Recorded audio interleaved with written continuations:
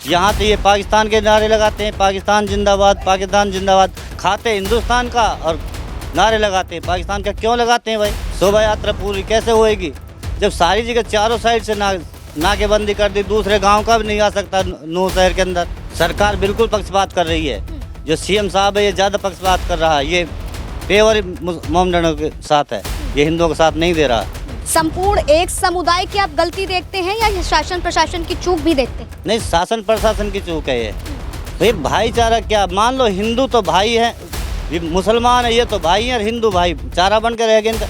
तो हिंदू तो सारा चारा है इनके लिए, हिंदू को तो खा रहे हैं ये। हमको खट्टर साहब से दिक्कत है, पार्टी से दिक्कत नहीं है। हाँ। पार्टी से तो हम 40-45 साल पहले से जुड़े हुए हैं बीजेपी से। हाँ। लेकिन जो हमारा सीएम बना इससे दिक्कत है। नमस्कार, आप देख रहे हैं न्यूज़ 1 इंडिया और मैं हूं आपके साथ आस्था तिवारी।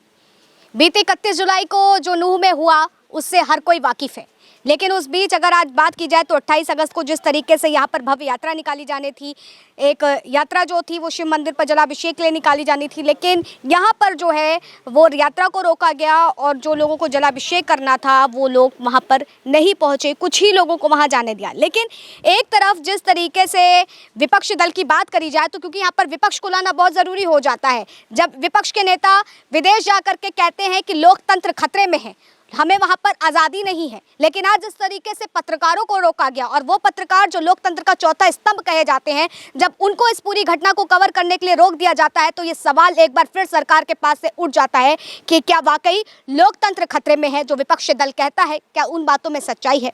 फिलहाल अगर आगे बढ़ें और जब हम लोगों को यहाँ आने का मिला, जब हम लोग आइए और आने शुरू किए तो यहाँ पर एक चाय की दुकान लगाते हैं। आज हम इनसे चर्चा करेंगे क्योंकि जिस तरीके से जो यहाँ के हालात बने हुए हैं बीते 31 जुलाई से अब तक के, वो क्या सामान्य हैं? क्या पहले इन सारी चीज़ें इस तरीके से होती थीं या इन दिनों में ही ये सारी चीज़ें हुई हैं?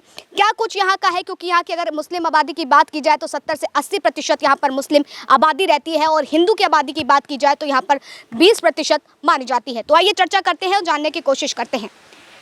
काका, कब से लगा रहे हैं दुकान? हमको यहाँ 20-22 साल हो गए। 20-22 साल हो गए। हाँ। इन 20-22 सालों में क्या ऐसा मंजर देखने को मिला, क्या इस तरीके से कि संपूर्ण लॉकडाउन पूरे आपके हरियाणा में लग जाए, नेट की सुविधा बंद कर दी जाए? नहीं, यहाँ पर मेवात में ये नेट का जो वो था सिलसिला, ये मेवात में बंद किया गया। पलवल और ये नूह मेवात झिरका फिरोजपुर तक जो हमारी 31 तारीख को शोभा यात्रा निकली थी उसमें इन्होंने पत्थरबाजी करी, गोलियां भी चलाई, गाड़ियां भी जलाई और हमारी शोभा यात्रा पूरी निकलने दी और ना उन्होंने जल चढ़ाने दिया। उसके बाद में अब जो 28 तारीख आई है, आज 28 तारीख है, 28 तारीख को जो शोभा यात्रा निकलने वाली थी तो हमारे खट्टर सीएम साहब पहले 31 तारीख को तो उन्होंने फोर्स नहीं दी, आज फोर्स दी तो उन्होंने नाकेबंदी कर दी। ये नाकेबंदी क्यों करवाई? जब हमारे यात्री बाहर के थे वो ही नहीं आ सके, वो जल नहीं चढ़ा पाए तो क्या फ़ायदा इस शोभा यात्रा का? हमारी शोभा यात्रा अब भी पूर्ण नहीं हुई। एक शहर के लोगों ने बस जल चढ़ाया, बाहर की दूसरे ना तो गाँव का आ सके ना दूसरी जगह से आ सके। अपने राजस्थान से भी आने थे, पंजाब से भी आने थे, कोई बच्चा भी नहीं आया। सब बॉर्डर सील कर दिए, नाकेबंदी कर दिए। अब ऐसी यात्रा क्या फ़ायदा? इनकी जो यात्रा होती हैं मोमडनों की, बस मुहर्रम हुए, ताजिया हुए, इनके जो हज करने की हज यात्रा हुई, इनका निकलता तो हिंदू भाई कोई एक्शन नहीं लेता और इन्होंने हमारी शोभा यात्रा पर इतना एक्शन लिया कि हमारी शोभा यात्रा नहीं निकलने दी। तो क्या आप इस बात को मानते हैं कि सरकार पक्षपात कर रही है? सरकार बिल्कुल पक्षपात कर रही है। जो सीएम साहब है ये ज़्यादा पक्षपात कर रहा है, ये पेवर मोमडनों के साथ है, ये हिंदुओं के साथ नहीं दे रहा।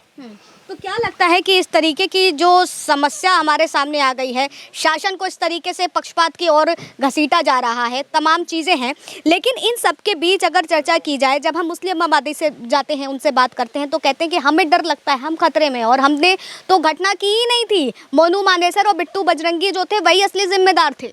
जब मोनू मानेसर और बिट्टू बजरंगी कसूरवार थे तो उन्होंने पकड़ते ये बाकी गाड़ियाँ क्यों जलाई, बाकी बच्चे क्यों जलाए, ये गोलियां क्यों चलाई, यहाँ मंदिर क्यों तोड़े गए, ये ऐसी हरकत क्यों करी इन्होंने? दोनों को अरेस्ट कर लेते, आम पब्लिक पे क्यों चाहिए भाई? ऐसा नहीं होना चाहिए ना जैसे उन्होंने किया है। लेकिन क्या आप मानते हैं कि ये संपूर्ण एक समुदाय की आप गलती देखते हैं या ये शासन प्रशासन की चूक भी देखते हैं? नहीं, शासन प्रशासन की चूक है ये। शासन प्रशासन की चूक यूँ है कि जब ये शोभा यात्रा निकलने वाली थी 31 तारीख को, तो खट्टर साहब कहीं और जगह अपना प्रोग्राम रख दिया। जितनी प्रशासन थी सारी उसी के साथ लग गई। जब उसी के साथ लग गए तो यहाँ हमारा बचाव कौन करेगा, कौन साथ देगा? हिंदू भाइयों को तो प्रशासन ही साथ देगी। मोमडन तो यहाँ पर 80% हैं और हमें है जो 20% यहाँ पे, तो हमारे तो कुछ पार नहीं बसाती नहीं इनका आगे, ना हमारी यात्रा को निकलने देते। हम तो पूरी दबाव में हैं इनके बीच में। अगर बात की जाए तो नूह और उसके आगे चल करके जब एक गांव पड़ता है उसको मिनी पाकिस्तान के उससे लोग बात कहते हैं, उस बात से आप कितना सहमत है? क्या कुछ ऐसा है, सही में ऐसा है कि या ज़्यादा आबादी के कारण, मुस्लिम आबादी यहाँ पर ज़्यादा होना, एक समुदाय की आबादी ज़्यादा होना, इस वजह से इस तरह की बातें निकल करके सामने आती हैं? नहीं, ये जो मोमडनों की ज़्यादा आबादी है इसी की वजह से मिनी पाकिस्तान बन रहा है, और कोई बात नहीं है। जब इनका जोर यहाँ पे ज़्यादा है तो ये मिनी पाकिस्तान बनना ही है। यहाँ तो ये पाकिस्तान के नारे लगाते हैं, पाकिस्तान जिंदाबाद, पाकिस्तान जिंदाबाद, खाते हिंदुस्तान का और नारे लगाते हैं पाकिस्तान का। क्यों लगाते हैं भाई? ये हिंदुस्तान का नारा क्यों नहीं लगाते? भारत माँ की जय क्यों नहीं बोलते? ये पाकिस्तान का नारा क्यों लगाते हैं? पाकिस्तान जिंदाबाद, हिंदुस्तान मुर्दाबाद, ये ऐसा नारा लगाते हैं। क्यों लगाते हैं भाई? जब हिंदुस्तान में रह के हिंदुस्तान की बात नहीं करते, इनके मदरसे में जाते हैं तो बच्चे इन पे ना तो गायत्री मंत्र आता है, ना इन पे देशभक्ति गीत आता है, जनगणना आती है, कुछ नहीं आता उन पे। ये क्या कारण, ये क्या शिक्षा देते हैं अपने मदरसों में? आज शासन ने जो रोक लगाई है, क्या ये आपसी जो भाईचारे की एक बात धरातल से निकल करके ऊंचाई तक जाती रही है कि भारत है, यहाँ पर सर्वधर्म के लोग यहाँ पर रहते हैं, उसमें कहीं ना कहीं कटाच भरने की कोशिश की गई है? हाँ, बिल्कुल कटाच भरने की कोशिश करी है जी। अगर कटाच नहीं होती फिर ये काम नहीं होता। हमारी शोभा यात्रा पूरी निकलती। शोभा यात्रा पूरी कैसे होएगी जब सारी जगह चारों साइड से नाकेबंदी कर दी? दूसरे गांव का भी नहीं आ सकता नूह शहर के अंदर है? हमारे गांव के भी अगर जल चढ़ाने आते तो कैसे आए? सभी जगह सील कर दिए इन्होंने, बॉर्डर लगा दिए। ऐसा कहा जाता है कि आज से 3 दशक पहले एक बार ऐसी नूह में घटना घटित हुई थी जब मंदिर और मस्जिद को लेकर के विवाद छिड़ा था। उसके बाद से ऐसा माना जा रहा है नूह की सबसे बड़ी घटना ये जो जल अभिषेक के लिए जो यात्रा जा रही थी, इस पर जो आगजनी का शिकार जिस तरीके से हुए, इसको देखा जा रहा है। क्या ऐसी कोई बात आपने सुनी है कि 3 दशक पहले इस तरह की कोई चीज़ें हुई हैं? नहीं, ऐसी इनसे पहले कोई ऐसी घटना नहीं हुई। ये अभी 2 बार हुई है। इससे पहले 92 में हुई थी, 92 के बाद में कोई ऐसा नहीं। 92 के साल में हुआ तो 20-30 साल पीछे और गया देश। अब ये हो गया तो अब 20-30 साल पीछे और जाएगा। इसमें कोई विकास नहीं होने वाला, ना बाहर की कोई कंपनी आएंगे इन हालतों को देख करके। बहुत से लोग ये बात कहते हैं कि जब से भारतीय जनता पार्टी आई है अभी तक का यहाँ पर नूह शांति का सौहार्द बना रहा है, आपसी भाईचारे की लोगों में मित्रता देखी गई है। लेकिन जब से भारतीय जनता पार्टी आई है और उसका ये एकमात्र उदाहरण है कि नूह में जो भड़की हिंसा। भाई भाईचारा क्या, मान लो हिंदू तो भाई है, ये मुसलमान है, ये तो भाई है, और हिंदू भाई चारा बन के रह गए इनका।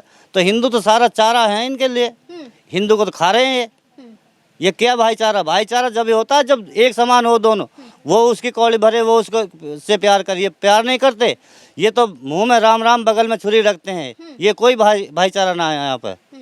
तो क्या दोबारा इस शासन को आप मौका देंगे कि नूह के इस पर आए? नहीं, इस शासन को दोबारा मौका नहीं देंगे हम। हाँ, कैसे मौका दें? केवल मतलब कि इस पार्टी से दिक्कत है या खट्टर साहब से दिक्कत है? हमको खट्टर साहब से दिक्कत है, पार्टी से दिक्कत नहीं है। हाँ। पार्टी से तो हम 40-45 साल पहले से जुड़े हुए हैं बीजेपी से। हाँ। लेकिन जो हमारा सीएम बना इससे दिक्कत है। ये हमारा साथ नहीं दे रहा। कैसे? ना तो प्रशासन देता, अब क्या प्रशासन दिया तो नाकेबंदी कर दी। पहले प्रशासन नहीं थी तो हम वैसे ही घुट गए इनके बीच में। तो खट्टर साहब या तो बदल जाने चाहिए या कोई योगी जैसा सीएम आना चाहिए यहाँ पे। हमको खट्टर साहब नहीं चाहिए। अगर खट्टर साहब रहा तो हम इनके लिए वोट नहीं देंगे। अच्छा, तो मतलब आप इस जगह पर सीएम योगी को सबसे अच्छा और बेहतर बताने का प्रयास कर रहे हैं कि सीएम योगी यूपी के जो मुख्यमंत्री हैं वो ज़्यादा बेहतर है खट्टर साहब से? हाँ बिल्कुल, सीएम योगी है जो, वो बहुत बेहतर है, बहुत बढ़िया वो है, किसी का बुरा नहीं करता, बहुत अच्छा ही अच्छा करता है वो। और योगी बाबा का बिल्डोजर यहाँ पे दोबारा चलना चाहिए। यहाँ पे जो खट्टर साहब ने तो उसको कॉपी किया था, अभी नूह की घटना में चलवाया भी था। हाँ चला था। तो उस पर स्टे लगा दी इन्होंने। वो स्टे क्यों लगी?